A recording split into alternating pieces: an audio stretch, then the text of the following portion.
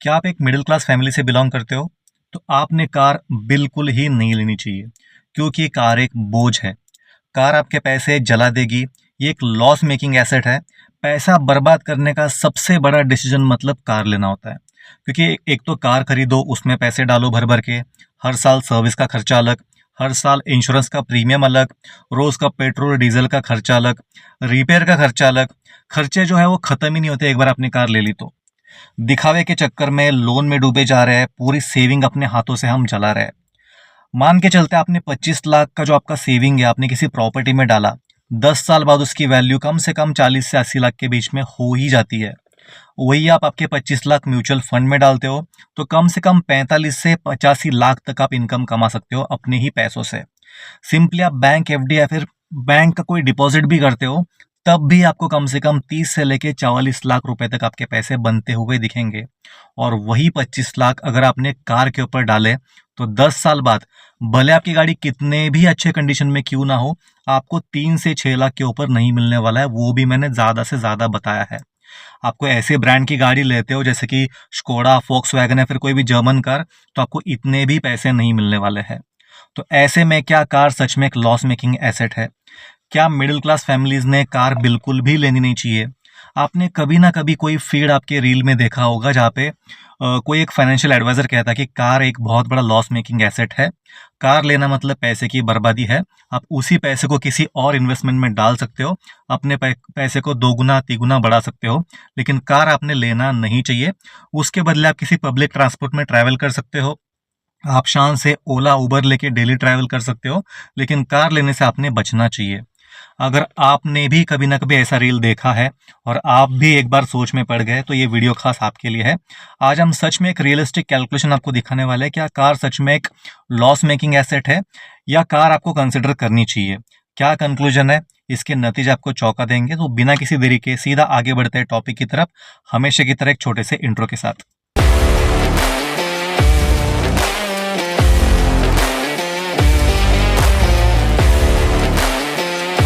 Car asset है या liability, आज हम इस डिबेट को फुल स्टॉप लगाने वाले हैं। आज का वीडियो काफी हटके है और काफी इंटरेस्टिंग भी है।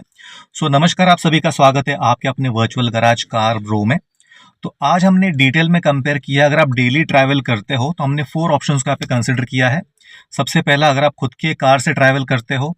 दूसरा, अगर आप ओला उबर या फिर ऑटो से ट्रैवल करते हो डेली बेसिस पे, या फिर आप खुद के बाइक से ट्रैवल करते हो। तो इन चारों ऑप्शन में से कौन सा ऑप्शन आपके लिए ज्यादा फायदेमंद होगा और कौन से ऑप्शन में आपको ज्यादा नुकसान होने वाला है, हमने बहुत ही सिंपल और बहुत ही इंटरेस्टिंग तरीके से आपको यहाँ पे समझाने की कोशिश की है। सो टॉपिक में आगे बढ़ने से पहले मैं आपको बताना चाहूंगा, यहाँ पे मैंने जो भी किलोमीटर्स मेंशन किए हैं, पेट्रोल डीजल के प्राइजेस मेंशन किए हैं, गाड़ी के प्राइजेस मेंशन किए हैं, ये आपके रिक्वायरमेंट के हिसाब से वैरी हो सकता है। जो मैंने यहाँ पे ट्रैवल डिस्टेंस यहाँ पे दिखाया कैलकुलेशन में, वो मेरे रिक्वायरमेंट के हिसाब से है। आपके रिक्वायरमेंट अलग हो सकता है, आपके सिटी में पेट्रोल के प्राइजेस अलग हो सकते हैं, और जिस गाड़ी का नाम मैंने यहाँ पे मेंशन किया है उसके भी प्राइजेस आपकी सिटी में अलग अलग हो सकते हैं। और साथ ही साथ ओला उबर के पर किलोमीटर के चार्जेस भी वैरी कर सकते हैं। तो ये जो मैंने कैलकुलेशन दिखा है वो सिर्फ एक रेफरेंस के लिए है, ताकि आप भी अपना कैलकुलेशन इस मेथड से निकालो और उस मेथड से आपको पता चल जाएगा कि आपने कौन सी गाड़ी लेनी चाहिए, या फिर आपने गाड़ी लेनी भी चाहिए या फिर नहीं, या फिर आपने सिंपली पब्लिक ट्रांसपोर्ट से ट्रैवल करना चाहिए। सो सीधा आगे बढ़ते हैं टॉपिक की तरफ। तो सबसे पहले मैं आपको रूट बताना चाहूंगा जो भी मैंने कैलकुलेशन निकाला है। तो बेसिकली मैं जिस रूट पे मैक्सिमम ट्रैवल करता हूँ उस रूट के बेसिस पे मैंने यहाँ पे कैलकुलेशन दिया है। सो ट्रैवल रूट की अगर मैं बात करूँ तो ये मुंबई का सेंटा क्रूज एरिया है। सेंटा क्रूज के आनंद नगर से लेके, जो कि सेंटा क्रूज ईस्ट में आता है, वहां से डेली बेसिस पे मैं ट्रैवल करता था कुछ साल पहले रिलायबल टेक पार्क आइरोली, जो कि नवी मुंबई में आता है। अगर मैं टोटल डिस्टेंस की बात करूं वन वे, तो लगभग ये 27 किलोमीटर का डिस्टेंस है। Santa cruise east, Anand Nagar Mumbai से लेके reliable tech park आइरोली Navi Mumbai 27 kilometre का डिस्टेंस है। तो इसी को मैं इस वीडियो में रेफरेंस के तौर पर लेने वाला हूं। जब आप इसको कैलकुलेट करोगे आप अपने रिक्वायरमेंट के हिसाब से करोगे। दूसरी चीज, ये वन वे ट्रैवल है, क्योंकि मैं अप डाउन करता तो 27 मल्टीप्लाइड बाई 2, ये मेरा डेली का किलोमीटर्स का रिक्वायरमेंट उस समय में था। तो सबसे पहले बात करते हैं, अगर मैं खुद के गाड़ी से ट्रैवल करता तो मुझे 5 साल में कितने पैसे मेरे जेब में डालने पड़ते। अब यहाँ पे मैंने स्पेसिफिकली जो व्हीकल मेंशन किया है वो है वैगनार सीएनजी एलएक्सआई वेरिएंट मैंने यहाँ पे कंसिडर किया है, क्योंकि हम सीधा कंपेयर करने वाले हैं किसी भी ओला या फिर उबर टैक्सी से, और ओला उबर में मैक्सिमम वैगनर सीएनजी ही आती है। तो मैं आपको ये बताना चाह रहा हूँ कि ओला उबर में अगर आप वैगनर सीएनजी में ट्रैवल करते हो, वही वैगनर सीएनजी अगर आप खुद परचेस करते हो, आप खुद उसके ओनर बन जाते हो, तो दोनों में से आपके लिए ज़्यादा फायदा किसमें मिलने वाला है। तो सबसे पहले जैसे कि मैंने कार ब्रांड और वेरिएंट मेंशन किया, वैगनआर एलएक्सआई सीएनजी है, जिसका जो परचेस प्राइस है ऑन रोड मुंबई में वो है लगभग 6,80,000 रुपए, 6,79,000 टू बी प्रिसाइज इसका ऑन रोड प्राइस है। अब सीएनजी के हिसाब से इसका अगर मैं रनिंग कॉस्ट कैलकुलेट करूं, सीएनजी प्राइसेस मुंबई के आज के प्राइसेस के हिसाब से, तो इसका लगभग रनिंग कॉस्ट मुझे पड़ता है 2.85 रुपीज पर किलोमीटर। मैंने यहाँ पे माइलेज कंसिडर किया है 27 किलोमीटर पर केजी का, सीएनजी का मैंने माइलेज यहाँ पे कंसिडर किया है।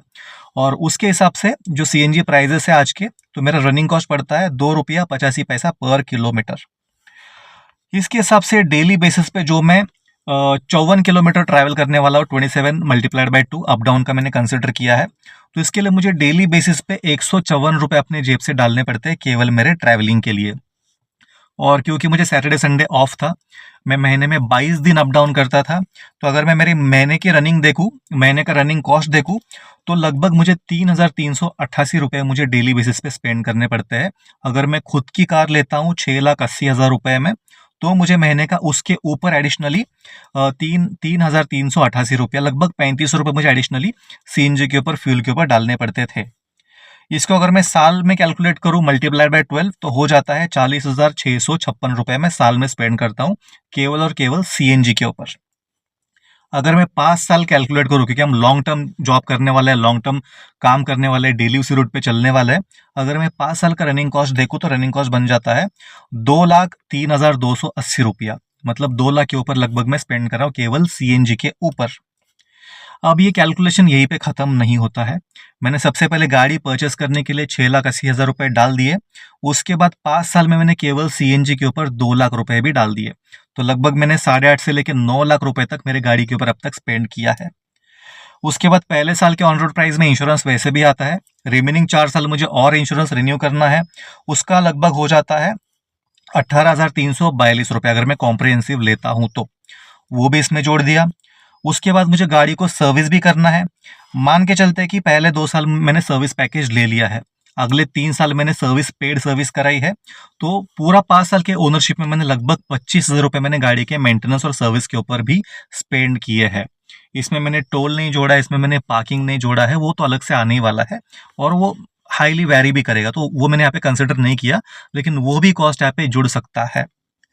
तो पूरे 5 साल में मेरा जो ओनरशिप कॉस्ट रहा वैगनआर सीएनजी एलेक्साई मॉडल का, वो रहा 9,25,622 रुपया, मतलब लगभग मैंने 9.25 लाख रुपए मैंने गाड़ी के ओनरशिप के ऊपर डाल दिए, अगर मैं खुद इस गाड़ी को ओन करता हूं तो।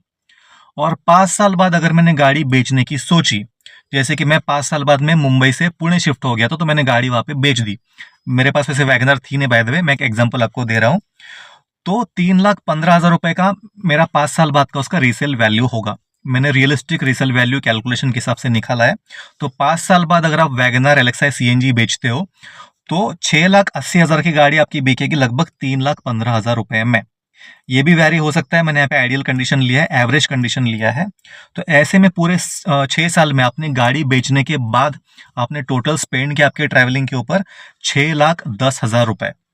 अब मैंने गाड़ी भी बेच दी और पूरे 5 साल मैंने ट्रैवल भी किया, मेरे खुद की गाड़ी से ट्रैवल किया, उसका इंश्योरेंस भी कराया, सर्विस भी कराया, सब कराया, सब कर कुरा के मेरे जेब से गाड़ी बेचने के बाद 6,10,000 रुपए चले गए पूरे 5 साल में केवल ट्रैवलिंग के ऊपर। ठीक है, तो ये हो गया सिनारियो जहां पे मैंने सेम गाड़ी जो कैब में चलती है मैंने खुद अगर परचेस की तो मुझे कितना पे करना पड़ता है। अब हम चेक करते हैं कि अगर हम खुद की गाड़ी परचेस करने की जगह सेम गाड़ी में ओला या फिर उबर से ट्रैवल करते हैं। अब आप कहोगे यार ओला में सिर्फ वैगनर नहीं होती, मैं एग्री करता हूँ, लेकिन जो भी गाड़ियां कैब में यूज होती है लगभग सेम कैटेगरी की ही होती है। मैक्सिमम वैगनर को यूज किया जाता है, इसलिए मैंने वैगनर का एग्जांपल लिया है। इसमें सेलेरियो भी आती है, एस्प्रेसो भी आती है, i10 भी आती है, तो लगभग सेम कैटेगरी की गाड़ियां हैं। अब हम चेक करते हैं कि सेम रूट पे अगर हम टैक्सी से ट्रैवल करते हैं, रूट वही है Anand Nagar Santa cruise east Mumbai से लेके reliable tech park Airoli Navi Mumbai, 27 kilometre का वन वे ट्रैवल है, दोनों अप डाउन अगर चेक किया तो 54 किलोमीटर का डेली का ट्रैवल रिक्वायरमेंट है।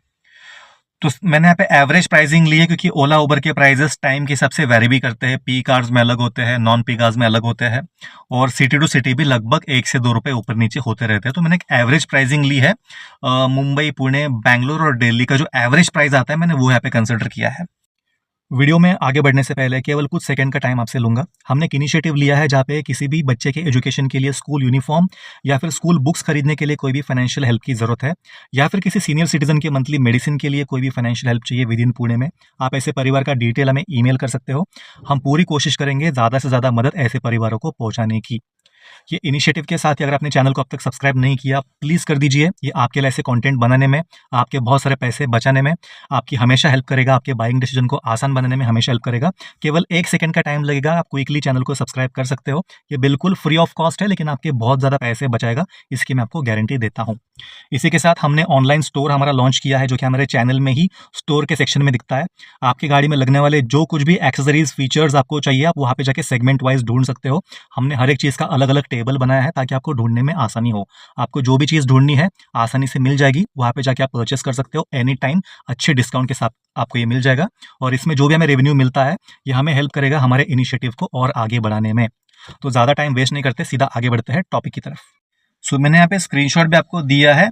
अगर मुझे वन वे ट्रैवल करना है सेंटा क्रूज से लेके नवी मुंबई ऐरोली तक, तो लगभग इसका एवरेज प्राइसिंग हो रहा था 479 रुपीज़। अगर मैं ओला या फिर उबर की माइक्रो या फिर मिनी करता हूँ जिसमें वैगनर आती है, सो 480 रुपये लगभग मुझे वन वे ट्रैवल का कॉस्ट पड़ता था।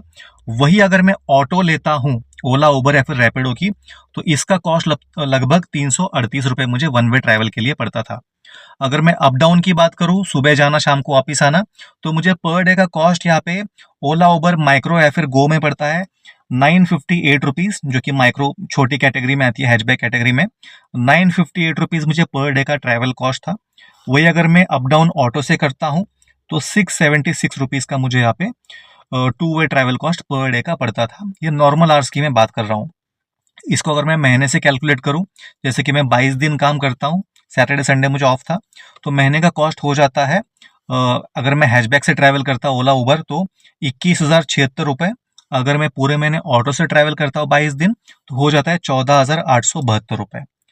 उसी को अगर हम साल का कैलकुलेशन देखें मल्टीप्लाइड बाय 12, अगर मैं ओला उबर टैक्सी से ही ट्रैवल करता हूँ हैचबैक से, तो लगभग 2,52,912 रुपये में साल में स्पेंड कर रहा हूँ केवल और केवल ट्रैवलिंग के ऊपर। वही अगर मैं पूरे साल ऑटो से ट्रैवल करता हूँ तो 1,78,464 रुपये में ऑटो के ट्रैवलिंग के ऊपर स्पेंड कर रहा हूँ। अगर मैं 5 साल का ट्रैवल कॉस्ट देखूँ सेम रूट पे, तो अगर मैं हैचबैक से ट्रैवल करता हूँ ओला उबर के वैगनर से ट्रैवल करता हूँ, तो लगभग मैं स्पेंड कर रहा हूँ 12,64,560 रुपया केवल ट्रैवलिंग के ऊपर। वही अगर मैं ऑटो से ट्रैवल करता हूं तो मैं स्पेंड करता हूं 8,92,320 रुपया केवल और केवल 5 साल के ट्रैवलिंग के ऊपर। अब 5 साल बाद मेरे पास बेचने के लिए कुछ नहीं है, इसलिए मेरे पास एसेट नहीं है, तो एसेट का सेलिंग प्राइस भी कुछ नहीं है, तो यहाँ पे मैंने जीरो कर दिया है। ये हो गए नॉर्मल आवर्स की बात, आइडियल आवर्स की बात। अब अगर आप पीक आवर्स में ट्रैवल करते हो, जो कि मोस्टली लोग करते हैं, तो पीक आवर्स में कैलकुलेशन बदल जाता है। मैंने टेबल यहाँ पे मेंशन भी किया है। जैसे कि जो वन वे ट्रैवल कॉस्ट मेरा 479 रुपीज़ था हैचबैक के लिए, वो बढ़ के 526 रुपया हो जाता है। ऑटो जो 338 रुपये में आता था, वही पीक आवर्स में 371 रुपये तक जाता है। तो इस कैलकुलेशन से अगर मैं देखूं तो मेरा 5 साल का ओनरशिप कॉस्ट टैक्सी के लिए, हैचबैक के लिए होता है 13,91,016 रुपये, मतलब लगभग 14 लाख रुपए मुझे वैगनार कैब से स्पेंड करना पड़ेगा। वही अगर मैं ऑटो से ट्रैवल करता हूं तो 9,81,000 रुपये मुझे 5 साल के ट्रैवलिंग कॉस्ट के लिए अलग से निकालने पड़ेंगे। वही कुछ लोग कहेंगे कि यार हमें कार चाहिए क्यों, हम तो बाइक से भी ट्रैवल कर सकते हैं, डेली डेली कार निकालनी क्यों है। तो हमने बाइक का भी कैलकुलेशन निकाला है। जो मोस्टली लोग ऑफिस के लिए ट्रैवल करते हैं उनके हिसाब से एक मैंने आइडियल बाइक यहाँ पे शॉर्टलिस्ट की है, जो कि ये होंडा शाइन 125, क्योंकि मोस्टली मुझे पुणे मुंबई में यही बाइक दिखती है जो लोग डेली ट्रैवल करते हैं। इसकी परचेस प्राइस की अगर मैं बात करूँ, मैंने एवरेज प्राइस ली है यहाँ पे 75,000 की एवरेज प्राइस है। माइलेज मैंने सिटी ट्रैफिक को कंसिडर करके 55 किलोमीटर पर लीटर का लिया है। उसके हिसाब से मुझे रनिंग कॉस्ट पड़ती है लगभग 1 रुपया 91 पैसा। ये भी सिटी टू सिटी वेरी कर सकता है, लेकिन मैंने मुंबई पुणे का प्राइसिंग लिया तो 1 रुपीज़ 91 पैसा है मेरा पर किलोमीटर का रनिंग कॉस्ट है। लगभग 2 रुपये पर किलोमीटर हम मान के चलते हैं। अब इसमें डेली पेट्रोल की अगर मैं बात करूँ तो 103 रुपये का मुझे डेली पेट्रोल लगने वाला है अगर मैं बाइक से ट्रैवल करता हूँ। महीने अगर मैं 22 दिन ट्रैवल करता तो 2268 रुपये मुझे महीने का ट्रैवलिंग कॉस्ट है बाइक के लिए। साल का हो जाएगा 27,216 रुपये। और अगर मैं 5 साल का देखूँ तो ये हो जाएगा 1,36,080 रुपये। मैं 5 साल का स्पेंड कर रहा हूँ बाइक के ट्रैवलिंग के ऊपर। अब इसमें भी इंश्योरेंस कॉस्ट जुड़ेगा, सर्विस कॉस्ट 5 साल का जुड़ेगा, तो 5 साल का पूरा ओनरशिप कॉस्ट हो जाता है 2,31,000 रुपये 5 साल के बाइक ट्रैवलिंग के लिए सेम रूट पे। जो मैंने 27 किलोमीटर बताए थे वन वे, सेम रोड का बाइक का हो जाता है 2,31,000 रुपये। 5 साल बाद अगर मैं बाइक बेचना चाहूँ तो बाइक की सेलिंग प्राइस हो जाती है 35,000 रुपीज़, जो मैंने 75,000 की बाइक ली थी। तो बाइक बेचने के बाद, सर्विस कराने के बाद, इंश्योरेंस करने के बाद, 5 साल ट्रैवल करने के बाद भी मेरा जो ओनरशिप कॉस्ट टोटल हो गया, जो मेरे जेब से पैसे गए हैं, वो है लगभग 1,96,080 रुपये। मतलब मैंने लगभग 2 लाख रुपए स्पेंड किए बाइक ट्रैवल के लिए। अब हम चारों ऑप्शंस को कंपेयर करते हैं कि आपके लिए कौन सा ऑप्शन सही है। मतलब जो मेरा कैलकुलेशन है उसके हिसाब से मेरे लिए कौन सा ऑप्शन बेस्ट है। क्या मैंने कार लेनी चाहिए या फिर मैंने पब्लिक ट्रांसपोर्ट, ओला, उबर, टैक्सी, बाइक से ट्रैवल करना चाहिए। तो अब हम कंपेयर करते हैं। सबसे ऊपर के टेबल में आप देख रहे हो मैंने 4 ऑप्शन डाला है। सबसे पहला इसमें ओन कार है, जो कि सेम मैंने कैब का ऑप्शन कंसिडर किया है, वैगनर एलेक्सा सीएनजी। उसके बाद सेम अगर मैं वैगनर में कैब से ट्रैवल करता हूँ तो क्या होगा, ऑटो और बाइक। तो सबसे पहले परचेस कॉस्ट की बात करते हैं। अगर मैं खुद वैगनर सीएनजी लेता हूँ एलेक्सा वेरिएंट, तो मुझे स्पेंड करने पड़ेंगे 6,80,000 रुपये लगभग। कैब और ऑटो के केस में मुझे कोई परचेस कॉस्ट है नहीं, तो वो तो जीरो हो गया। बाइक के केस में मुझे अपफ्रंटली 75,000 रुपीज डालने हैं। 5 साल बाद इसकी जो एसेट वैल्यू है, अगर मैं खुद की गाड़ी लेता हूँ तो इसकी एसेट वैल्यू 3,15,000 रुपये हो जाती है अगर मैं बेचने जाता हूँ तो।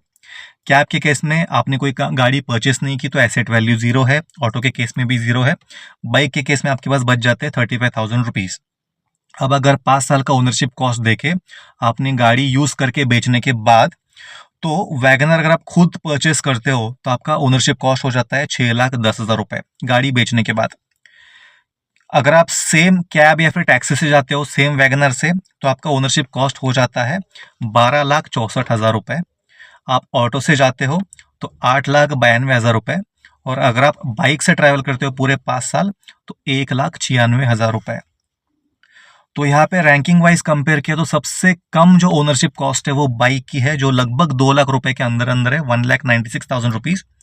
उसके बाद जो सबसे फायदेमंद ऑप्शन है वो, अगर आपने खुद गाड़ी परचेस की तो आपका ओनरशिप कॉस्ट है 6,10,000 रुपए। ऑब्वियसली आपने गाड़ी बेच दी है। चारों ऑप्शन में आपके पास अभी एसेट कुछ नहीं बचा है। टैक्सी और ऑटो के केस में आपने कोई एसेट परचेस नहीं किया था, इसलिए आपने बेचा भी नहीं। खुद की गाड़ी, खुद के बाइक के केस में आपने एसेट लिया भी था और बाद में आपने बेच भी दिया। तो चारों ऑप्शन में 5 साल बाद आपके पास एसेट कुछ नहीं बचता है। हम सिर्फ यहाँ पे ओनरशिप कॉस्ट कैलकुलेट करें, आपने कितने पैसे आपके जेब से डाले। तो ऐसे में आपने बाइक के केस में लगभग 2 लाख के अंदर अंदर अपने जेब से डाले। खुद की गाड़ी अगर आप लेते हो तो 6,10,000 रुपये आपने अपने जेब से डाले। वही अगर आप यहाँ पे ऑटो से ट्रैवल करते हो तो 8,92,000 रुपये, लगभग 9 लाख। और अगर आप डेली बेसिस पे ओला, उबर, टैक्सी से जाते हो तो आपने स्पेंड किए 12,64,000 रुपये। तो सिंपल सारांश है, जिस वैगनार से आप खुद परचेस करके ट्रैवल कर रहे हो उसका ओनरशिप कॉस्ट लगभग आधा है, वर्सेस अगर आप डेली बेसिस पे ओला या फिर उबर की वैगनर लेके चलते हो। तो ऐसे में सस्ता ऑप्शन तो बाइक हो गया। बाइक के बाद खुद की कार हो गई, उसके बाद ऑटो, उसके बाद टैक्सी। अब कैलकुलेशन यहीं पे खत्म नहीं होता। बहुत लोग अभी मन बना चुके होंगे कि हम तो बाइक से ही ट्रैवल करेंगे, कार हमें चाहिए क्यों, 6 लाख रुपए डालने की जगह मैं 2 लाख से ट्रैवल कर सकता हूँ पूरे 5 साल। तो ऐसे में हम कुछ बेनिफिट्स की भी बात करते हैं। जब भी ट्रैवलिंग की बात आती है, सिर्फ यहाँ पे कॉस्ट के अलावा हमको और भी कुछ चीज़ें कंसिडर करनी होती है। तो यहाँ पे मैंने टेबल में 4 ऑप्शन फिर से यहाँ पे डाले हैं। सबसे ऊपर 5 साल का ओनरशिप कॉस्ट मैंने डाला है। सबसे पहले हम बात करते हैं, अगर आपने खुद की गाड़ी परचेस की, जो कि आपको 6,10,000 रुपये में पड़ने वाली है 5 साल में। इसमें देखिए, अगर आपको ट्रैवल करना है, सबसे पहले आपको एसी मिलता है। आपको गर्मी में पसीना नहीं बहाना पड़ेगा, आपको यहाँ पे एसी मिलता है। ऑल वेदर प्रोटेक्शन मिलता है, बारिश में, ठंड में, गर्मी में आपको सारा क्लाइमेट कंट्रोल मिलता है, बारिश में भीगना नहीं पड़ता है। इमरजेंसी एक्सेस, सबसे मेन चीज़, आपके घर में कोई भी मेडिकल इमरजेंसी, कोई भी इमरजेंसी आती है तो कभी कभी आप हो सकता है कि कैब बुक ना हो, कैब वाले बहुत बार कैंसिल कर देते हैं, आपके लोकेशन में जल्दी आते नहीं है। ऐसे में आपके पास एक कॉन्फिडेंस होता है, अगर आपके पास खुद की गाड़ी हो तो कोई भी इमरजेंसी आती है, आप तुरंत मिनटों में अपनी गाड़ी में बैठ के अपने डेस्टिनेशन तक निकाल सकते हो। ये आपको ऑप्शन कैब के केस में नहीं मिलता है। कैब का वेट करना पड़ता है, बार बार कैंसिलेशन हो सकता है, आपके लोकेशन तक पहुंचने में देरी हो सकती है, कुछ भी हो सकता है। तो खुद की गाड़ी हो तो इमरजेंसी में हमेशा आपके पास एक पीस ऑफ माइंड रहता है। फैमिली के लिए कन्वीनियंट ऑप्शन है, आप फैमिली को अपने हिसाब से बिठा के चल सकते हो, अपने हिसाब से ड्राइव कर सकते हो। लॉन्ग ट्रिप के लिए कैपेबल भी होती है खुद की कार, और सोशल स्टेटस भी होता है। अब आप कहोगे कि वैगनर में क्या सोशल स्टेटस है, बाइक से तो ज़्यादा ही है ना। अब हम चारों को कंपेयर करेंगे। एसी आपको खुद की कार में मिलेगी, कैब और टैक्सी में भी मिलेगी, लेकिन ऑटो में और बाइक में आपको एसी नहीं मिलने वाला है। ऑल वेदर प्रोटेक्शन, सर्दी गर्मी बारिश में आपको प्रोटेक्शन मिलेगा खुद की कार में और टैक्सी में, लेकिन आपको ऑटो में और बाइक में ऑल वेदर प्रोटेक्शन नहीं मिलने वाला है। अगर मैं इमरजेंसी एक्सेस की बात करूं तो खुद की गाड़ी और खुद की बाइक में आपको इमरजेंसी एक्सेस मिल जाएगा, लेकिन कार के केस में ज़्यादा होता है। कुछ मेडिकल इमरजेंसी आती है तो बाइक आपको शायद से काम ना आए, लेकिन कार हमेशा काम आती है। ये इमरजेंसी एक्सेस आपको कैब के केस में नहीं मिलने वाला है और ऑटो के केस में भी नहीं मिलने वाला है। कन्वीनियंस फॉर फैमिली आपको सबसे ज़्यादा मिलने वाला है खुद की कार में, और टैक्सी में भी फैमिली के लिए कन्वीनियंट है, आप आराम से बैठ के जा सकते हो। ऑटो और बाइक के केस में नहीं होने वाला है। बाइक में मैक्सिमम एक एक्स्ट्रा बंदा बिठा सकते हो, कार में आप 4 एक्स्ट्रा बंदों को भी बिठा सकते हो। लॉन्ग ट्रिप की कैपेबिलिटी आपको खुद की कार में मिलेगी, टैक्सी और कैब में भी मिलेगी, लेकिन उसके चार्जेस बहुत ही हाई होंगे। ऑटो और बाइक के केस में आपको लॉन्ग ट्रिप्स की कैपेबिलिटी नहीं मिलने वाली है। वही सोशल स्टेटस आपको केवल और केवल खुद के कार में मिलने वाला है। वो ना आपको टैक्सी में मिलेगा, ना ऑटो में मिलेगा, ना बाइक में मिलेगा। आपको खुद की गाड़ी में थोड़ा बहुत ही क्यों ना, लेकिन आपको खुद का स्टेटस यहाँ पे मिल जाता है। वही आप, जैसे कि मैंने कहा कि कार आप 4-5 लोग बिठा के भी जा सकते हो। तो जो ओनरशिप कॉस्ट अगर मैं नंबर ऑफ पर्सन्स में स्प्लिट कर दूं तो आपको कार का 5 साल का ओनरशिप कॉस्ट वैसे भी कम हो जाता है, लगभग 1,22,000 रुपये बन जाता है अगर आप गाड़ी को शेयर करके चलते हो तो। बाकी सारे ऑप्शन आपको वैसे भी महंगे पड़ने वाला है। तो बेनिफिट के हिसाब से, कॉस्ट के हिसाब से, convenience, emergency, all weather protection, हर एक पैरामीटर में आपको खुद की कार ही सस्ती पड़ने वाली है। वीडियो यहाँ पे ख़त्म नहीं होता है, इनफैक्ट इसके आगे का पार्ट और भी ज़्यादा इंटरेस्टिंग होने वाला है। अगर आपने वीडियो यहाँ तक देख लिया, आपके मन में कुछ सवाल आए होंगे ऑब्वियसली। पहली चीज़, यार ठीक है खुद की गाड़ी परचेस करना सस्ते में गिरता है, लेकिन वैगनआर ये भी कोई कार है, इससे सोशल स्टेटस क्या ही बढ़ने वाला है। इनफैक्ट कुछ लोग इंसल्ट भी करेंगे, यार टैक्सी लेके घूम रहा है। नेचुरल सी चीज़ है, किसी के भी मन में आ सकती है। और दूसरा कि ये भी डिबेट हो सकता है कि ठीक है भाई सस्ती कार परचेस हम कर सकते हैं, लेकिन महंगी वाली गाड़ियाँ परचेस करना, 20-20 लाख, 16 लाख, 15 लाख वाली गाड़ियाँ परचेस करना, इतनी महंगी कार परचेस करना मतलब डेफिनेटली लॉस मेकिंग डील है, और वो जो है वो आपको बोझ देने वाला है। आप सस्ती कार ले सकते हो, लेकिन महंगी प्रीमियम कार अफोर्ड आपने नहीं करना चाहिए अगर आप मिडिल क्लास फैमिली से बिलोंग करते हो तो ये 2 थॉट्स आपके मन में आए होंगे, तो मैं दोनों भी थॉट्स यहाँ पे क्लियर करने वाला हूँ। सबसे पहले आप 2 गाड़ियों को इमेजिन करो। एक तो वैगनर है जो मोस्टली टैक्सी में यूज होती है, जैसे कि आपने सोचा कि इसका सोशल स्टेटस कुछ नहीं होने वाला है, जो कि मैं भी अग्री करता कुछ हद तक। आप वैगनर के सामने विक्टोरिस को खड़ी करो, जो कि ग्लोबल एनकैप में जिसको 5 स्टार सेफ्टी रेटिंग मिली है, रोड प्रेजेंस अच्छा है, स्पेस ज़्यादा मिलता है आपको, फीचर्स आपको ज़्यादा मिलते हैं और गाड़ी प्रीमियम लगती है, और इसमें फीचर्स भी सारे एडवांस आपको अपग्रेडेड मिलते हैं। तो अगर मैं बताऊं कि इतने ही प्राइस में आप विक्टोरिस भी अफोर्ड कर सकते हो, तो आपके सामने मैंने एक टेबल डाला है। सबसे पहले अगर मैं ओला उबर के हैचबैक कैटेगरी में ट्रैवल करता हूँ 5 साल, जिसमें वैगनर भी आती है, स्विफ्ट भी आती है, एस्प्रेसो भी आती है, पी कार्स और रेगुलर कार्स को मिला के मैं 5 साल में लगभग यहाँ पे स्पेंड कर रहा हूँ 13,27,000 रुपये। अगर मैं टैक्सी में हैचबैक में ट्रैवल करता हूँ तो वही अगर मैं खुद की विक्टोरिस लेता हूँ, और विक्टोरिस के कोई बेस वेरिएंट की मैं बात नहीं कर रहा हूँ, विक्टोरिस का टॉप वेरिएंट लेते हो और सीएनजी वाला भी लेते हो, तो भी 5 साल का आपका ओनरशिप कॉस्ट यहाँ पे केवल होने वाला है 11,19,000 रुपये। मतलब आप टैक्सी से भी 2 लाख रुपए कम यहाँ पे स्पेंड कर रहे हो, और आप विक्टोरी जैसे गाड़ी का टॉप वेरिएंट चला रहे हो पूरे 5 साल तक। मैंने पूरा टेबल यहाँ पे मेंशन किया है। विक्टोरिस का परचेस प्राइस, पर किलोमीटर रनिंग प्राइस, मैंने यहाँ पे केवल 22 का माइलेज कंसिडर किया है सीएनजी में, और इसके 5 साल की सर्विस की कॉस्ट, इंश्योरेंस कॉस्ट, सब कुछ जोड़ के अगर आप 5 साल बाद विक्टोरिस को बेचते हो तो भी आप मैक्सिमम स्पेंड यहाँ पे कर रहे हो 11,19,000 रुपये। तो आप सोचिए, क्या आप पूरे 5 साल में विक्टोरिस के टॉप एंड वेरिएंट में ट्रैवल करना पसंद करोगे, या फिर आप पूरे 5 साल किसी न किसी टैक्सी में, वैगनआर, एस्प्रेसो में ट्रैवल करना पसंद करोगे? तो टैक्सी वाले वैगनर से भी सस्ती यहाँ पे खुद की विक्टोरीज पड़ने वाली है। अब विक्टोरीज मैंने सिर्फ एग्जाम्पल के लिए आपको बताया है। अब आपके मन में काफ़ी सारी इच्छाएं होगी कि आप भी एक प्रीमियम गाड़ी चलाए, एक आप स्पोर्ट ओरिएंटेड व्हीकल चलाए, आप लाइफस्टाइल व्हीकल चलाए, एक सोशल रुतबा हो, शोशेबाजी करे। तो मैंने कुछ गाड़ियों के नाम दिए हैं जो कि आपके सारे डिज़ायर्स को फुलफिल कर सकती है, और ये सारी गाड़ियाँ आपको हमेशा सस्ती पड़ने वाली है 5 साल ओला उबर से ट्रैवल करने के जगह पे। अगर मैं गाड़ियों का नाम आपके लिए मेंशन करूं, मैंने डिटेल में वेरिएंट के साथ यहाँ पे चार्ट डाला है, आप उसको स्क्रीनशॉट निकाल के देख सकते हो और इसी मेथड से कैलकुलेट कर सकते हो। एक बार आप गाड़ियों का नाम देख लीजिएगा। अगर आपको शोशेबाजी करनी है, आप थार ले सकते हो, थार का डीजल ले सकते हो, थार का डीजल 4x4 ले सकते हो, थार का डीजल 4x4 ऑटोमेटिक भी अफोर्ड कर सकते हो, जो कि आपको टैक्सी से सस्ते पड़ने वाली है। आपको सीडेन चाहिए, आपको बढ़िया परफॉर्मेंस चाहिए, आप वर्टस ले सकते हो, आप स्लाविया भी इसके कम प्राइस में अफोर्ड कर सकते हो। आप क्रेटा ले सकते हो, आप hyundai वर्ना ले सकते हो, आप एक्सयूवी ले सकते हो, टाटा नेक्सॉन के कोई भी मिड वेरिएंट ले सकते हो, स्कोडा की काइलैक का टॉप एंड वेरिएंट ले सकते हो। लिस्ट बहुत ही लंबी है भाई साहब। तो ये जो क्वेश्चन था कि मिडिल क्लास होने के बाद क्या मैं एक प्रीमियम व्हीकल मैंने नहीं लेनी चाहिए, उसका भी आपको जवाब मिल गया। आप प्रीमियम व्हीकल भी लेते हो तो भी आपको ओला उबर से सस्ती ही पड़ने वाली है, प्लस आपको ऑल वेदर प्रोटेक्शन मिलने वाला है, सोशल स्टेटस आपका बढ़ने वाला है, आपका जो रनिंग कॉस्ट है वो तो आपको वैसे भी स्पेंड करना ही है, आपको ऑफिस के लिए, आपको काम के लिए, आपको डेली ट्रैवल करना ही है। तो ऐसे में खुद की गाड़ी लेने की जगह अगर आप कोई दूसरा ऑप्शन देखते हो तो वो आपको हमेशा महंगा गिरने वाला है, और कार आपको हमेशा इमरजेंसी में काम आने वाली है, सस्ती भी पड़ने वाली है, आपके फैमिली के लिए भी कन्वीनियंट है, और सोशल स्टेटस भी आपका बढ़ाने वाली है।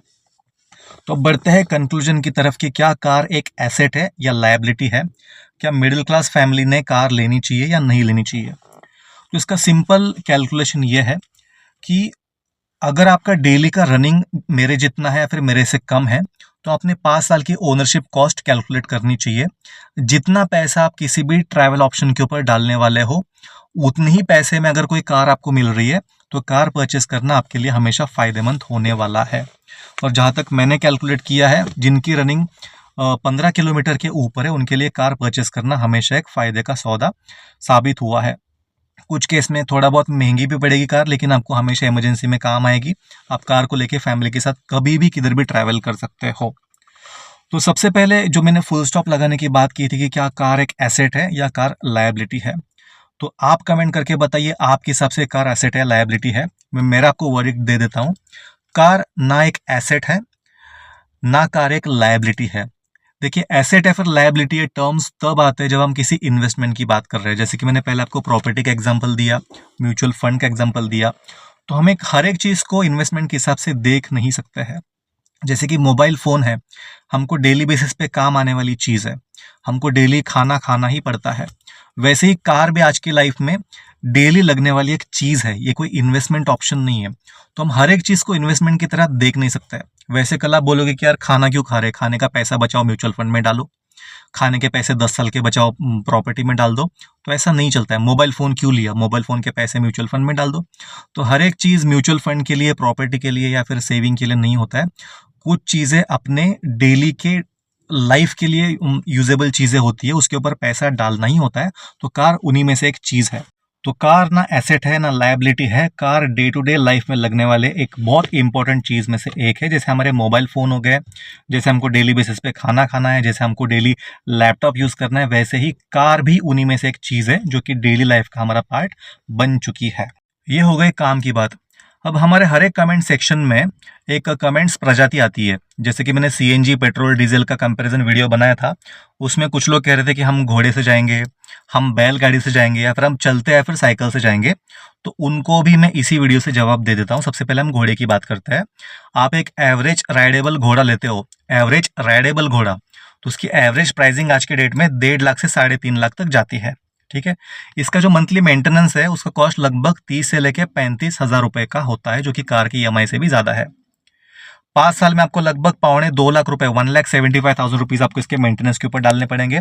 इसमें अगर घोड़ा बीमार पड़ता है, उसका मेडिसिन का मैंने यहाँ पे खर्चा जोड़ा नहीं है, तो आपको पूरे 5 साल में लगभग 4,25,000 रुपए स्पेंड करने पड़ेंगे घोड़े के मिनिमम मेंटेनेंस के ऊपर।